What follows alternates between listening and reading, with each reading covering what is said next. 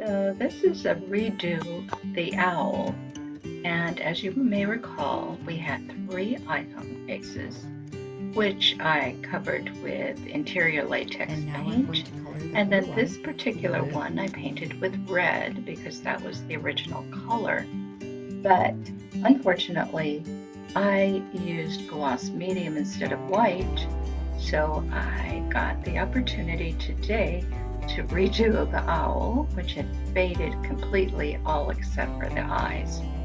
And you can see that I used a candle holder owl model, and I realized that I'd made the eyes too small anyway, because this owl is supposed to have extremely huge eyes.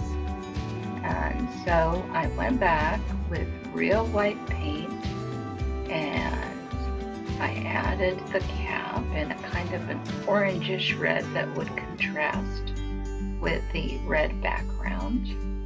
I added some black pupils into the eyes, and I also made the beak an orangish red.